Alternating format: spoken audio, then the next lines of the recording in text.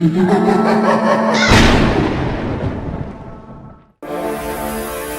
होते.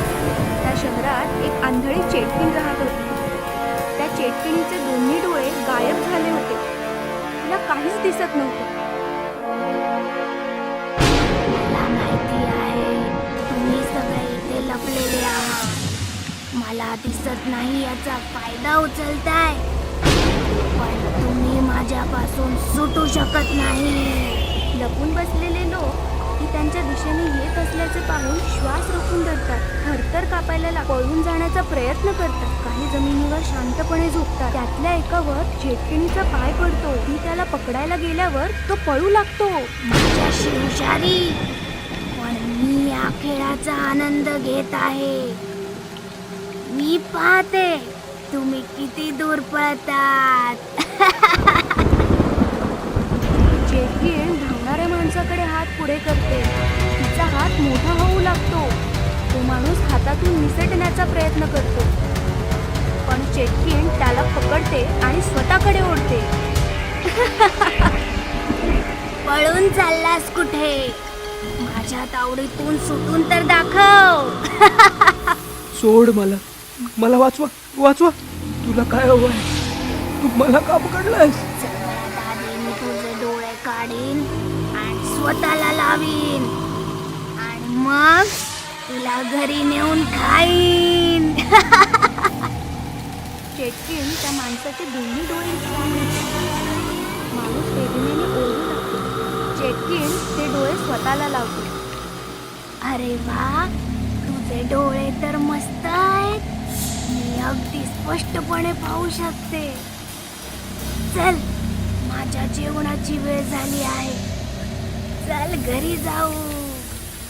चेटकीण त्या माणसाला पाठीवर घरी घेऊन येते आणि खाऊन टाकते. चेटकीण तिच्या डोळ्यांनी पाहू शकत होती, परंतु एक समस्या होती. तिने लावलेले डोळे 24 तासच काम करायचे. 24 तासांनी डोळे खराब व्हायचे आणि चेटकीण पुन्हा आंधळी व्हायची. मग काय? आंधळी चेटकीण मग बाजारात यायची आणि माणसांचे डोळे फाडून पुन्हा नवीन डोळे लावायची. चेटकिणीची दहशत संपूर्ण मार्केटामध्ये पसरली आणि दुकानदारांनी मार्केट बंद करण्याचा निर्णय घेतला.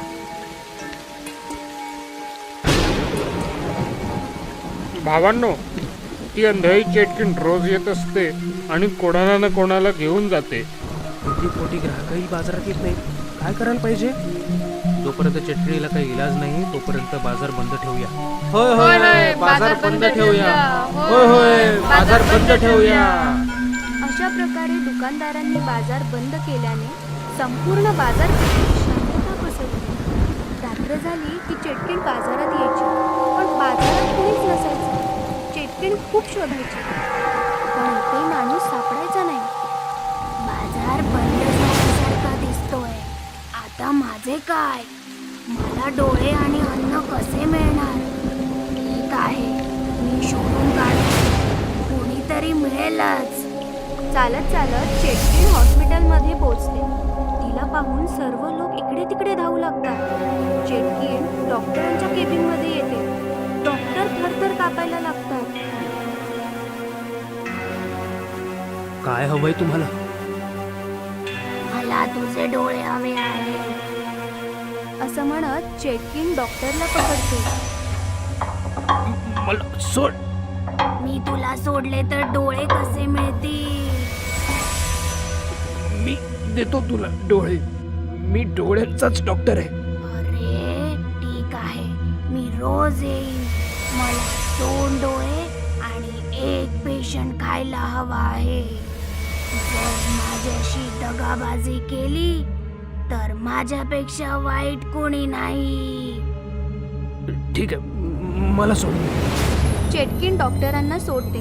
डॉक्टर चेटकिणीला 2 डोळे देतात आणि चेटकीण पेशंटला पाठीवर घेऊन निघून जाते.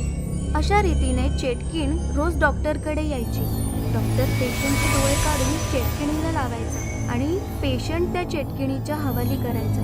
एके दिवशी डॉक्टरांचा शास्त्रज्ञ मित्र डॉक्टरांकडे येतो. डॉक्टर, मला मृत्यूनंतर माझे डोळे तुमच्या हॉस्पिटलमध्ये दान करायचे आहेत. त्याची औपचारिकता पूर्ण करण्यासाठी मी इथे आलो आहे. हो, तुम्ही इथे का आलात?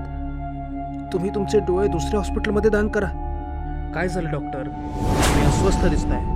डॉक्टर शास्त्रज्ञाला चेटकिणीबद्दल सांगतात. डॉक्टर काळजी करू नका. मी चेटकिणीसाठी असे डोळे बनवीन की ती पाहतच राहील. मग शास्त्रज्ञ रात्रंदिवस मेहनत करून चेटकिणीचे डोळे बनवतात आणि डोळे घेऊन डॉक्टरकडे येतात. हे घ्या डॉक्टर, हे डोळे चेटकिणीला लावा. हे कोणत्या प्रकारचे डोळे आहेत? हे कृत्रिम डोळे आहेत. त्यात कॅमेरा आहे ज्यामुळे चेटकिण बघू शकेल. यात आणखी एक खास गोष्ट आहे. खास गोष्ट ती काय? मला या डोळ्यांमध्ये एक मायक्रोबॉम्ब बसवता आला आहे, ज्याचा रिमोट माझ्याजवळ आहे. मग चेटकिणी येते आणि शास्त्रज्ञ पटकन लपतो. डॉक्टरांचे डोळे तयार आहेत की नाही? तयार आहे. तुम्ही झोपा. चेटकिण आडवी होते. शास्त्रज्ञाने दिलेले डोळे डॉक्टरकडे. हे काय डोळे आहेत डॉक्टर? याच्यामध्ये तर खूप तेजस्वी प्रकाश आहे. ते एका लहान मुलाचे डोळे आहेत ना, त्यामुळे धारदार आहेत. ठीक आहे, मी जाते. उद्या तयार राहा. असे बोलून चेटकिण निघून जाते. चेटकिण निघून गेली. वैज्ञानिक बाहेर या. शास्त्रज्ञ बाहेर येतो. मग डॉक्टर आणि शास्त्रज्ञ चेटकिणीच्या मागे मागे हॉस्पिटलच्या बाहेर येतो. आता आपण स्फोट करू शकतो. असे म्हणत शास्त्रज्ञ रिमोट काढतो आणि बटन दाबतो. चेटकिणीच्या डोळ्यात टिक टिकचा आवाज येतो. अहो, हा टिकटिकचा आवाज कसला आहे? मग मोठा आवाज येतो आणि चेटकिणीच्या चिंध्या उडतात. शास्त्रज्ञाच्या बुद्धिमत्तेमुळे चेटकिण मरते आणि संपूर्ण शहर चेटकिणीच्या तावडीतून मुक्त होतं. छतावर कोणी आहे? ही भयंकर गोष्ट आहे बेगमपुराची. बेगमपुरा एक छोटस गाव होतं. गावामध्ये सरकारी बँकेची एक ब्रांच होती. सुधीर, बायको दिव्या आणि 7 वर्षांची मुलगी मायरा सोबत शहरातून बेगमपुराला शिफ्ट झाला होता. सुधीर बँक मॅनेजर होता. त्याची पोस्टिंग बेगमपुराला झाली होती.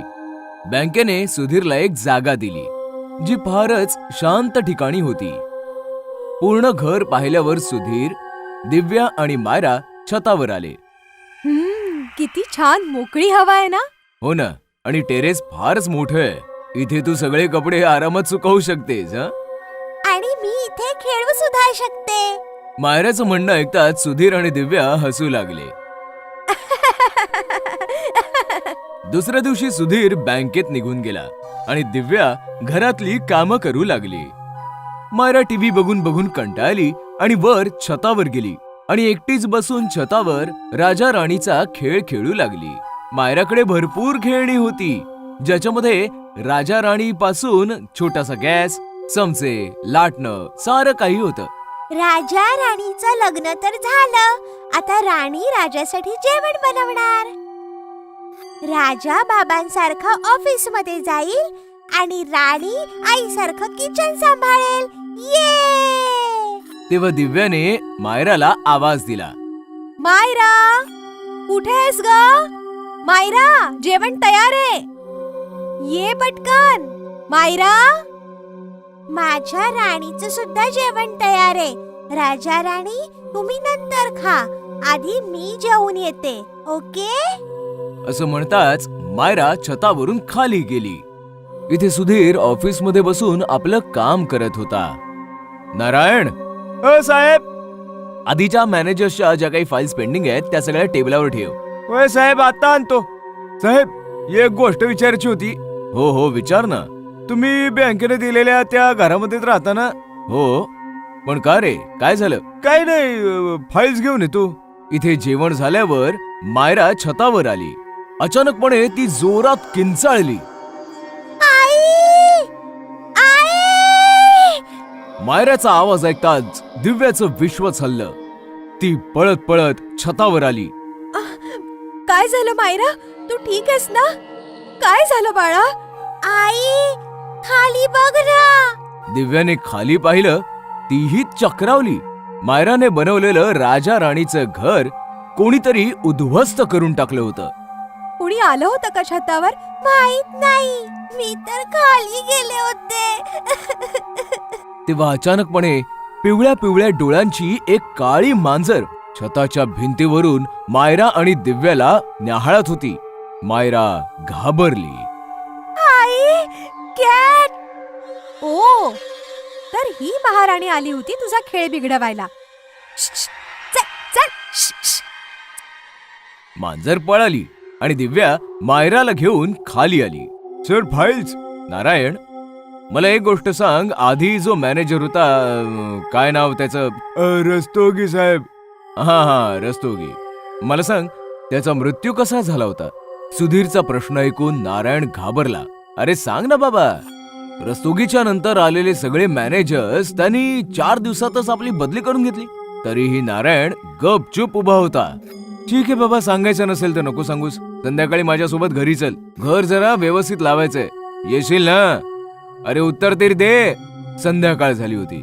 मायरा कार्टून बघत होती आणि दिव्या अंगणामध्ये तुळशीच्या समोर दिवा लावत होती. अचानक सोसाट्याचा वारा सुरू झाला आणि दिवा विझला.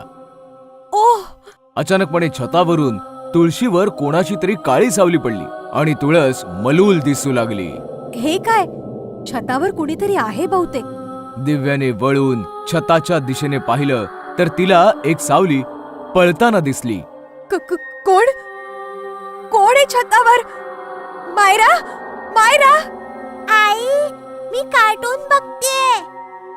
Please don't disturb me. Myra तर हॉलमध्ये. तर मग नक्कीच छतावर कोणीतरी आहे. दिव्या शिड्या चढून छतावर आली तर वर कोणीही नव्हतं. पण झोपाळा मात्र झुलत होता, ज्याचा किरकिरणारा आवाज इरिटेट करत होता. आणि टीपॉयवर कोणीतरी जळती सिगरेट सोडून गेलं होतं. सिगरेट? सुधीर तर अजून परत नाही आले. मग ही सिगरेट कुणाची आहे? आणि तेवढ्यात खाली किचन मध्ये एक जोरदार आवाज आला आणि त्यानंतर मायराची किंकाळी. दिव्या पळतच खाली आली. किचन मध्ये दुधाचं भांड खाली जमिनीवर पडलं होतं. सगळं दूध पसरलं होतं. तेवढ्यात सुधीर पण नारायण सोबत घरी पोहोचला होता. काय झालं? दूध सांडलं? कदाचित मांजरीने केलं असणार. दिव्याने भांड उचललं तर भांड्याच्या तोंडावर रक्त लागलं होतं. हे बघताच दिव्या थरथरत म्हणाली, नाही सुधीर, हे मांजराचं नाही, दुसऱ्या कोणाचं तरी काम आहे.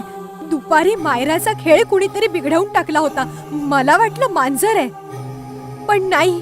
तो दिवा विझणं, काळी सावली, जळती सिगरेट आणि आता हे रक्त. मला जाणवतंय सुधीर, छतावर कोणीतरी आहे. अगं पण कोण? तू तू माझं ऐक. कुणीतरी काळी सावली. Come on Divya, stop it. तेव्हा शांत उभा असलेला नारायण थरथरत म्हणाला, मॅडम बरोबर बोलतायत साहेब. तुम्हाला माहित करून घ्यायचं होतं ना, रस्तोगी कसं मेले. तुमच्या घराच्या याच छतावरून पडून मेले. त्यांची सावली आहे छतावर. त्यांच्याच मुळे आज पातूर इथं कोणताही मॅनेजर टिकू नाही शकलाय. मला तोंड उघडायला अलाउड नाहीये, तरी पण सांगतो, निघून जा साहेब. काय नारायण, आता तू पण सुरू झालास? बरं मला सांग, रस्तोगी छतावरून खाली कसा पडला? पक्का बेवडा होतो साहेब. बायको सोडून निघून गेली होती. एकटाच घरात राहायचा आणि बायकोच्या आठवणीमध्ये छतावर येऊन रोज पित राहायचा. अचानक बॅलन्स बिघडला आणि खाली पडून मेला साहेब. बंद करी बकवास. आता तू निघ, मी सगळं सामान घेईन. दिव्या, तू पटापट हे साफ कर आणि जेवणाची तयारी कर. रात्रीचे 12 वाजले होते. दिव्या, मायरा सगळे झोपले होते आणि अचानक छत थरथरू लागलं आणि तिघांची झोपमोड झाली. मी म्हटलं होतं ना, छतावर कोणीतरी आहे. मी म्हटलं होतं. डोंट वरी, चला जाऊन बघूया आपण. मायरा बेटा, तू इकडे थांब. असं म्हणतात सुधीर दिव्यासोबत छतावर आला आणि तिकडचं दृश्य पाहून त्याच्या हृदयाचा थरकाप उडाला. झोपाळ्यावर रस्तोगीचं भयंकर भूत बसलं होतं, जे झोके घेत होतं. झोपाळ्याचा तो किरकिरणारा आवाज शांतता भंग करत होता आणि अचानकपणे तो झोपाळा थांबला.